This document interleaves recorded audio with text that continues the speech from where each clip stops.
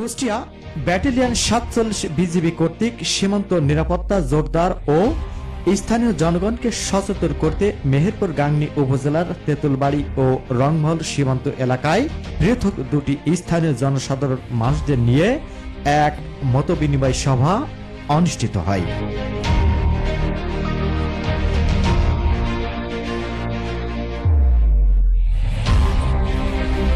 বুধবার বিকাল ৩টায় প্রথমে তেঁতুলবাড়ি সরকারি প্রাথমিক বিদ্যালয়ের মাঠে এবং পরে রংমহল বিওপির দায়িত্বপূর্ণ এলাকার খাসমল সরকারি প্রাথমিক বিদ্যালয়ের মাঠে মতবিনিময় সভা দুটি সম্পন্ন হয়।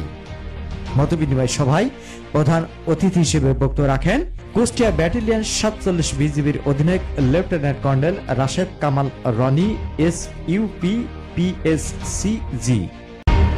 এরা মানুষের মতো মানুষ হবে তখনই যখন আমরা নিশ্চিত করতে পারবো যে আমাদের সমাজে কোনো মাদক নাই, আমাদের সমাজে কোনো অবৈধ অস্ত্র নাই, কোনো অবৈধ অনুপ্রবেশকারী নাই।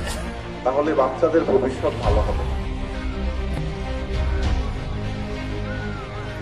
এই সহযোগিতা কি আপনাদের কাছে পাওয়া আশা করতে পারি? অধিনায়ক স্থানীয় জনগণকে পুশ ইন রোধে সতর্ক থাকতে, সীমান্ত গেট পাহারা দিতে, যে কোনো পরিস্থিতিতে আইন শৃঙ্খলা বাহিনীকে সহায়তা আহ্বান জানান।